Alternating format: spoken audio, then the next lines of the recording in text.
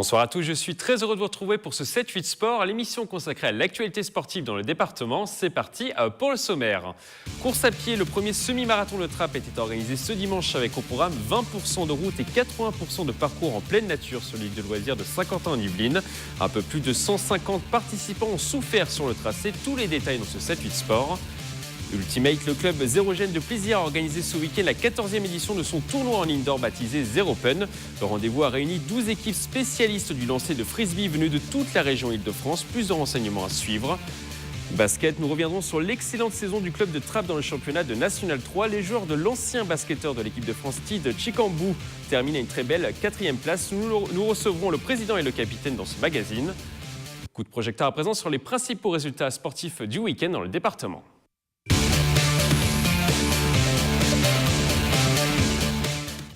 Je le disais dans les titres, le premier semi-marathon de Trappes était organisé ce dimanche 15 avril entre le gymnase Guimier et l'île de loisirs de Saint-Quentin-en-Yvelines. Un parcours inédit imaginé à 80% en pleine nature et qui a attiré 168 courageux. Des images de Nicolas Kirilowitz, un montage de Jules Greneville. Une grande première à Trappes, la ville a organisé ce dimanche 15 avril son tout premier semi-marathon. Un rendez-vous dans les cartons depuis de nombreux mois. On avait un besoin, un manque qui existait sur cette ville, c'est que les trappistes couraient tous individuellement mais ne se retrouvaient jamais ensemble pour une course unique. Donc on a choisi de l'organiser cette année. Elle répond à un vrai besoin. Ce dimanche, ils étaient 168 inscrits au départ. Les coureurs ont débuté par 2 km en zone urbaine avant de s'engouffrer dans l'île de loisirs, un secteur qui représentait 80% du parcours. On profite vraiment d'un cadre exceptionnel avec l'île de loisirs. Beaucoup de coureurs spontanément à Trappes et dans les environs viennent courir sur l'île de loisirs, donc ils connaissent le cadre. Et franchement, profiter du bruit des oiseaux, de la musique, de l'île de loisirs qui est si singulière, de l'aspect nature de cette course, c'est un bénéfice dont on va profiter à fond. Sur la ligne d'arrivée, Younes Ildelmouden du club d'Évreux a remporté cette première épreuve. Le coureur a dompté les 21 km du parcours en 1h10 minutes et 27 secondes. Le semi, il était pas facile, il est dur. En plus, il y a beaucoup de la forêt, il n'y a pas de coup de la route. Et il y a le vent aussi, mais ouais, j'étais à l'aise le premier 10 km, mais après les 15 km, j'étais KO. Mais j'ai fini tranquille et j'ai gagné. Vu le succès rencontré cette année, une nouvelle édition devrait être à nouveau organisée sur Trappes en 2019. On continue ce 7-8 Sport par du rugby. Le championnat de Fédéral 2, c'est désormais officiel après sa victoire contre Daumont le 8 avril dernier. Plaisir est maintenu avec ses 15 points d'avance sur le premier relégable Arras. Résultat qui permet déjà à Plaisir de se projeter sur la saison prochaine. Pour nous parler du club, nous recevons sur ce plateau le coach de l'équipe, Sébastien Roncalli. Sébastien, quel est votre sentiment après ce maintien ? Beaucoup de plaisir, bien sûr. On est très heureux d'avoir pu atteindre l'objectif qui était du maintien exactement. Et en plus, on finit vraiment positivement la saison puisqu'on arrive à accrocher les gros chez nous. On arrive à faire de beaux résultats là à Daumont. Voilà, donc je suis très heureux, très satisfait de ce résultat et du travail accompli par tout le staff. Vous l'avez bien fêté avec vos joueurs ? Oui, bien sûr, on l'a bien fêté. Après, il nous reste encore un match dimanche et on veut vraiment finir positivement l'année. Donc, on a prévu vraiment de faire une belle soirée dimanche soir. Ouais. Ce maintien vous semble logique. Vous avez su gagner contre vos concurrents directs, Arras et Daumont. Lors du dernier match, vous avez mis un sanglant 54-7 à Daumont. Finalement, vous étiez plus fort que ces deux équipes ? Oui, je pense, oui, très sincèrement, sur le terrain, il n'y a pas eu photo cette année. Ouais. Je pense qu'on était beaucoup mieux préparés qu'eux. Ouais. Et collectivement, on a pu proposer quand même un autre style de rugby qui a fini par payer sur la fin de saison. Votre effectif était plus fort ? Oui, je pense, oui. Ouais. Après, nous, on a quelques soucis en termes de densité. Voilà, c'est un peu ce qui nous manque, mais collectivement, je pense qu'on était vraiment plus fort qu'eux. Ouais. Densité, vous voulez dire physiquement ? Densité physique, oui, densité physique où on souffre pas mal cette année. Ouais. Alors le maintien, c'était l'objectif fixé en début de saison, vous le disiez précédemment. Avez-vous douté à un moment donné, quand au début de la saison, ça ne fonctionnait pas forcément comme vous l'espériez ? Vous avez remporté votre première victoire lors de la 5e journée le 22 octobre, oui. Un mois après le début de la compétition. Oui. Vous n'avez pas douté ? Non, à aucun moment. Non, à aucun moment. On a vraiment travaillé toute l'année sans aucune pression. Et même s'il y avait effectivement cet objectif, Voilà, on l'a travaillé sereinement et on savait que ça serait difficile. Les premières défaites, on a joué face à des grosses écuries qui ont un budget qui est surdimensionné par rapport au nôtre. Donc forcément pas les mêmes atouts sur le terrain. Voilà, on avait un groupe qui était un peu diminué par rapport à l'année dernière. Donc je pense que c'est une vraie belle performance ce que les joueurs ont réalisé cette année. Ouais. C'était votre discours avant le début du championnat, de ne pas forcément s'affoler sur les premières défaites? Oui, tout à fait. Et puis surtout de jouer sans aucune appréhension, sans aucun sentiment d'infériorité. Parce que c'est des garçons qui ont joué étant jeunes à des plus hauts niveaux et qui méritent leur place actuellement au Fédéral 2 et qui, je pense, ont encore une belle marge de progression. Psychologiquement, comment on gère un groupe qui doit finalement s'imposer sur 4 matchs? Comment on les garde concentrés tout au long de la saison? Effectivement, on a ciblé certaines rencontres qui étaient capitales pour nous, donc avec ces objectifs-là qui étaient primordiaux à atteindre. Les mecs se sont très recentrés sur ces objectifs-là, sans non plus laisser les autres matchs de côté. On a bossé sur toutes les rencontres. Voilà, maintenant avec nos armes, donc on sait très bien qu'on a encore du travail à accomplir. Mais quels que soient les matchs, non, les garçons n'ont jamais baissé les bras, on ne s'est jamais affolé, on a toujours travaillé. Et je pense qu'une fois de plus, sur ce qu'on peut réaliser sur la fin de saison, on montre qu'on a notre place et que la différence n'est pas si grande que ça à l'arrivée. Il y a toujours eu l'espoir d'accrocher un gros? Oui, tout à fait. Là, j'avais bon espoir il y a 15 jours de battre l'Heureux qui est 5e de poule à la maison. On a perdu de 2 points, on les a accrochés. Là, on finit par Chartres, qui est bien placé aussi au classement. Et l'objectif, c'est vraiment de gagner dimanche. Voilà. Avec ce match contre Chartres, donc, qui est programmé ce dimanche 22 avril, ouais. Vous préparez déjà la saison prochaine? Oui, bien sûr. Ça fait déjà 1 mois et demi qu'on est tourné sur différents objectifs sur la préparation de l'année prochaine. Là où on est très content aussi cette année, c'est qu'on a une équipe B qui peut jouer la qualification dimanche. Donc si ils arrivent à gagner, ils pourront jouer les phases finales. Donc on prolongera un peu la saison au sein de notre groupe senior. Même si c'est pas l'équipe Fagnon, c'est très très important pour nous parce qu'ils ont joué un rôle très important dans le groupe cette année. Certains joueurs jouent leur place ce dimanche pour l'année prochaine? Non. Vous n'allez pas les juger sur un match? Non, pas du tout. Non, pas du tout. Pas du tout. Toute l'année, on a pris en compte des facteurs d'absence, de problèmes de travail, de problèmes de soucis familiaux, comme ça peut arriver dans la vie au quotidien.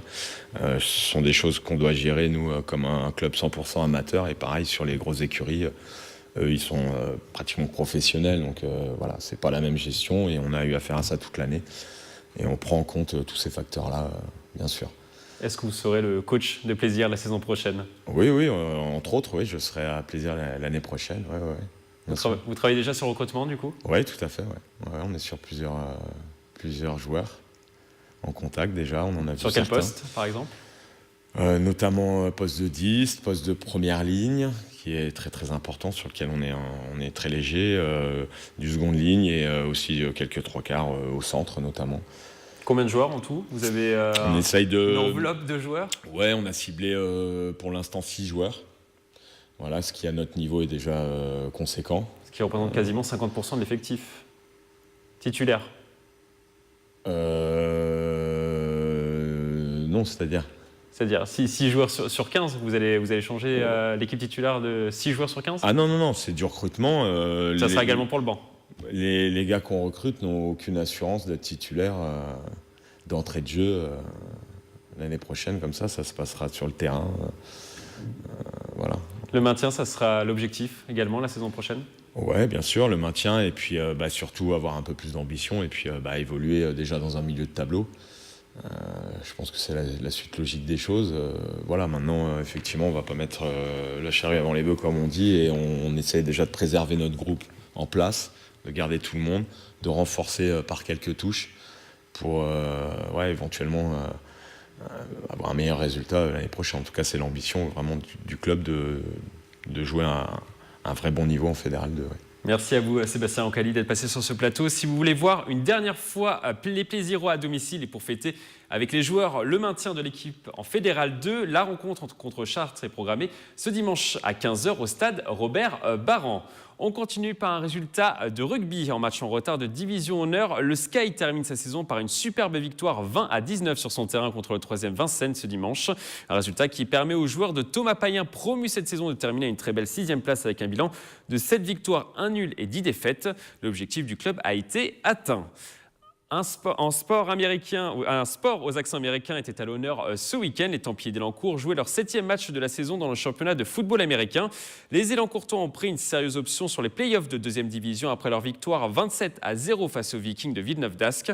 Résultat qui leur permet d'occuper la 2e place. Prochain match le samedi 28 avril sur le terrain du leader, les Spartiates d'Amiens.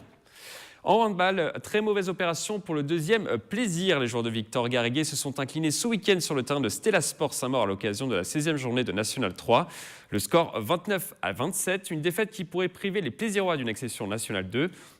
Les Plaisirois voient revenir le 3e Marolles à 1 petit point et Massy à 2 points. Prochain match dimanche prochain à domicile contre Saint-Mandé.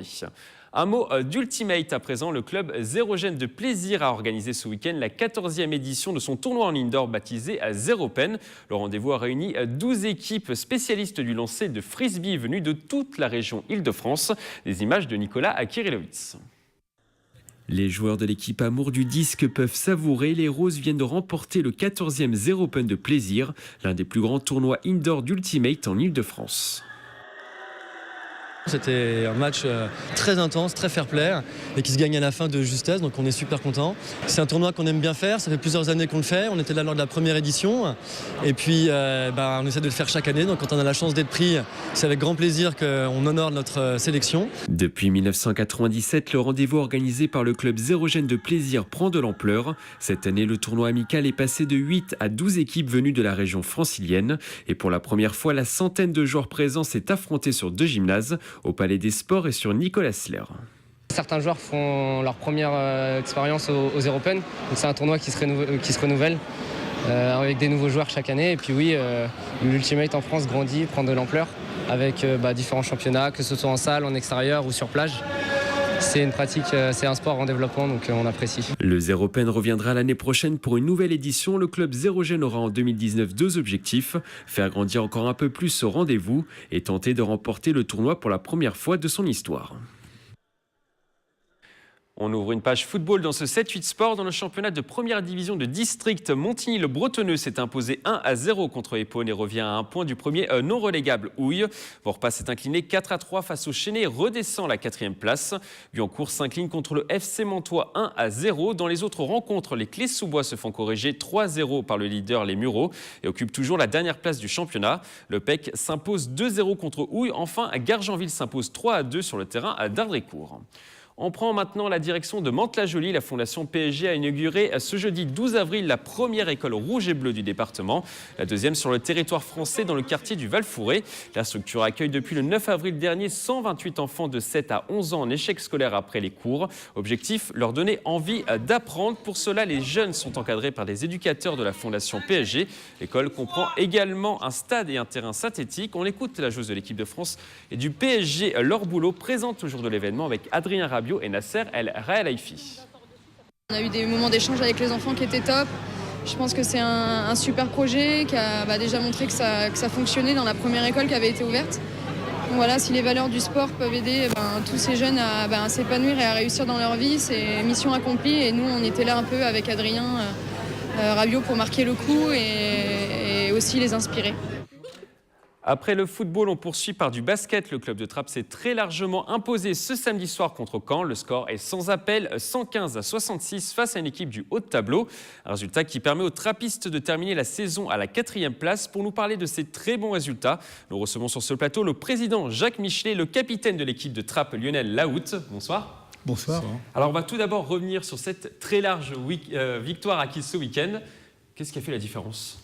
Vous étiez en feu ? C'était surtout l'envie, j'ai l'impression, et l'osmose en fait dans l'équipe qui s'est produit tout au long de la saison, qui a fait que voilà, samedi c'était l'apothéose et tout rentrait. 115-66 contre la 3e équipe du classement. Exactement, ouais. En fait, c'est un peu ce qui est un peu frustrant cette saison, c'est que on a battu toutes les premières équipes, enfin la première et la deuxième équipe, on les a battues en aller-retour. La 3e équipe, on vient de les enfoncer chez nous. C'est ce qui a fait un peu que la saison a avec des hauts et des bas en fait. Président, vous aviez augmenté la prime pour ce match. C'est pas possible. Une prime super. Non, la prime que nous avons, c'est celle en fait du plaisir d'être ensemble. Le plaisir également d'avoir progressé. Je crois que cette équipe a, au-delà des progrès techniques, a réalisé quelque chose qui est bien plus délicat à réaliser. C'est la confiance et l'estime de soi et la confiance et l'estime dans les autres. Et c'est vraiment d'ailleurs la base de notre projet tout entier, pas simplement pour l'équipe 1. Voilà. Et je crois que nous sommes effectivement arrivés à cet excellent résultat parce que les joueurs aiment bien être ensemble. Ils ont appris à bien jouer ensemble et ils ont une relation à leur coach qui est tout à fait remarquable. C'est une victoire qui permet de se mettre en confiance pour la saison prochaine. Oui, c'est sûr, ça va nous permettre. Vous y pensez déjà ? Oui, bien sûr, c'est dans les têtes de tout le monde, mais on voulait vraiment finir en beauté cette saison. Comme en début de saison, il y a eu beaucoup de remaniements dans l'équipe par rapport à l'année dernière, l'osmose a mis un peu de temps, la mayonnaise a mis un peu de temps à se mettre en place. Mais une fois que ça a été mis en place, voilà. Samedi, les supporters ont été ravis, il y a eu des spectacles, il y a eu des dunks. C'était fantastique. Je vais qualifier votre saison de très bonne. Est-ce que vous n'avez pas quand même quelques regrets finalement quand on voit un résultat comme celui-là ? Ben voilà, justement. Vous finissez 4e. C'est vrai que ça fait un peu une petite frustration parce qu'on se dit qu'on aurait vraiment on avait vraiment l'occasion d'être à la première place et de monter en National 2 cette saison. Mais il y a eu beaucoup de choses, beaucoup de blessures aussi cette saison qui ont fait que l'un de nos deux meneurs s'est blessé pendant 4 mois. Il y a eu des choses qui ont fait qu'on a perdu même contre les derniers, je crois. Ouais. On a perdu contre les avant-derniers. Voilà. Et vous avez gagné contre tous les premiers. C'est ça, c'est le paradoxe. Vous auriez pu monter dès cette saison, Président, à votre avis ? Alors sportivement, il n'y a aucun problème. Nous avions vraiment un effectif et une équipe pour monter. C'était plus délicat au plan économique, c'est vrai. Mais on n'aurait pas craché dans la soupe et on aurait assumé financièrement si on avait eu la première place, on aurait assumé. Cependant, il faut reconnaître que revenir d'où nous venons, d'une crise économique extrêmement profonde, et ceci en 4 ans avoir récupéré cette situation pour arriver maintenant à l'équilibre, enfin, il est vrai que c'était une période de très lourde tension dont nous commençons à sortir. Nul doute que cette saison, non pas ratée, je trouve qu'elle est tout à fait réussie, même si ça n'est pas au niveau des résultats sportifs que Lionel aurait espéré, et je comprends, moi aussi bien sûr, mais ça prépare bien et ça inaugure très très bien de notre saison prochaine, d'autant plus que les moyens, on travaille justement à leur diversification et à leur augmentation, au-delà de ceux dont on bénéficie aujourd'hui, et que je pense qu'on sera vraiment prêt, non pas pour gagner, mais pour bien réussir en National 2 l'année prochaine. Donc avec ou sans le coach Steve Chikambou, qui était votre coach cette année, est-ce qu'il vous a aidé à progresser ? Je le rappelle, il a joué notamment à Chalon-sur-Saône, à Nancy, Limoges, Roanne, Paris-Levallois. Il a remporté une médaille au championnat d'Europe en 2011. Est-ce qu'il vous a aidé à mieux jouer cette saison ? C'est sûr qu'il est venu avec un énorme bagage avec lui. Et c'était d'ailleurs son objectif principal dans le vestiaire à la fin du match samedi. Il était surtout satisfait de l'évolution de chacun et d'avoir pu apporter chaque joueur à progresser durant toute la saison. Et c'est ce qu'il a fait et c'est très fort. Il restera, Président ? Si ça ne tient qu'à nous, c'est absolument certain. Ça ne veut pas dire qu'il n'a pas donné son accord. Mais vous en avez discuté avec lui ? Oui, c'est vrai, on en a déjà discuté. Et nous sommes tout à fait favorables, non pas d'essayer à nouveau, non, de continuer cette expérience. Qu'est-ce qui bloque pour l'instant ? Rien. Rien ? Non. Il est d'accord pour l'instant ? Oui. Du côté des joueurs ? Vous serez prêt à repartir avec lui l'année prochaine ? Oui, évidemment. Oui, c'est presque un ami maintenant. Vous allez discuter avec lui ? Il sera au club la saison prochaine ? Non, pour l'instant, il n'en a pas parlé vraiment, clairement. Pas pour l'instant. Merci à tous les deux d'être passés sur ce plateau. On continuera à vous suivre la saison prochaine avec pourquoi pas une montée dans un an et surtout avec un Steve Chikambou à la tête de l'équipe. C'est une tradition à Saint-Rémy-lès-Chevreuses. Pour la 26e année consécutive, la Jean Racine était organisée samedi et dimanche au départ du domaine Saint-Paul. Au programme, 9 randonnées en VTT, dont une en nocturne et 3 parcours sur route de 10 km à 110 km dans la vallée de Chevreuse. Un concept populaire qui a attiré plus de 4000 cyclistes débutants ou confirmés. On écoute l'un des organisateurs, Jean-Baptiste Dufour, au micro de notre journaliste Patrick Jacques de Dixmude. Sur cet événement, il n'y a pas de chrono, il n'y a pas de pression. On peut le voir là autour de moi, c'est des gens qui discutent autour de table. C'est pas un événement professionnel, on reste dans un milieu associatif, on reste dans un événement qui est amateur. Mais pour autant, on arrive à proposer quelque chose de qualité et qui est très intéressant pour tout le monde. Un mot de golf, c'est désormais une tradition dans ce magazine. TV78 vous propose une nouvelle fois ce lundi de découvrir les plus grands moments qui ont marqué l'histoire de la Ryder Cup, le rendez-vous de golf le plus médiatisé au monde qui sera organisé en septembre prochain à Saint-Quentin-en-Yvelines. Aujourd'hui, la golfeuse professionnelle Alexandra Bonetti vous présente l'un de ses meilleurs souvenirs de la compétition. Regardez.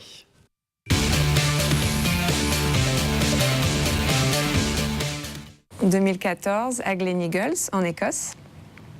Je l'ai choisi aussi parce qu'il y avait Dubuisson. Et moi, j'avais jamais vu une Ryder Cup avec un Français dedans. J'ai touché le trophée de Thomas Levet, mais je ne l'ai jamais vu jouer en Ryder Cup. Donc avec Victor, c'était quand même super sympa. Et on a gagné. Il y a eu beaucoup d'émotions, beaucoup de frissons, des chips rentrés de tous les côtés. C'était l'époque avec Patrick Reed, Jordan Spieth.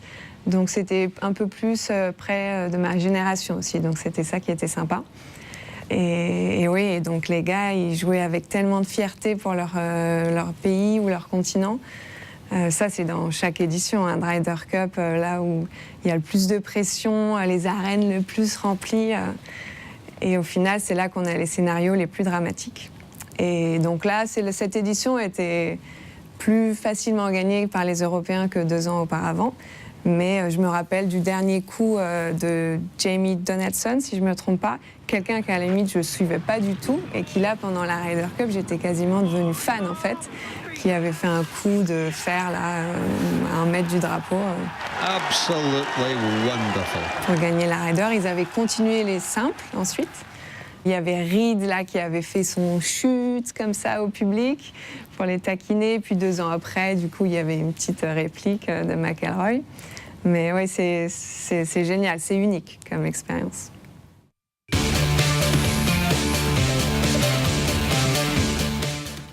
Sport insolite, à présent, le club de badminton des Volants-d'Élancourt a organisé pour la première fois ce vendredi soir pendant 2 heures une séance découverte de fitminton. Le concept, ce sport basé sur du fitness, permet de travailler la coordination et le cardio sur de la musique, tout en appliquant les déplacements liés au badminton. Pour ce rendez-vous, une trentaine de sportifs venus principalement du territoire de Saint-Quentin-en-Yvelines se sont inscrits pour l'événement, dont 30% de licenciés du club. Une nouvelle session de fitminton sera organisée l'année prochaine par les Volants d'Élancourt. Avant de se quitter, 2 rendez-vous à noter dans vos agendas en handball féminin. Montigny-le-Bretonneux s'en ira défier ce week-end le club de Conflans à l'occasion de la 18e journée du championnat de National 2. Victoire impérative pour les Igny-Montagnes qui occupent toujours la dernière place de N2 avec 2 points de retard sur le premier non relégable Stella Sport. La tâche s'annonce difficile. Conflans est actuellement 5e du championnat. Enfin, on termine par un rendez-vous qui sent la poudre. En football, Trappes affronte ce dimanche les Gobelins en match en retard du championnat de R4. Une rencontre très importante pour les 2 équipes. Les Trappistes n'ont qu'un seul petit point d'avance sur la zone de relégation, alors que les Gobelins occupent pour l'instant la première place du championnat. Avec une victoire, Trappes s'offrirait une bouffée d'oxygène et pourrait remonter en milieu de classement. Si vous voulez les supporter, la rencontre est programmée au stade Gilbert Chansac. C'est la fin de cette émission. Merci de l'avoir suivi. On se retrouve lundi prochain pour un nouveau magazine. D'ici là, passez une excellente semaine sportive. Très belle soirée sur TV78.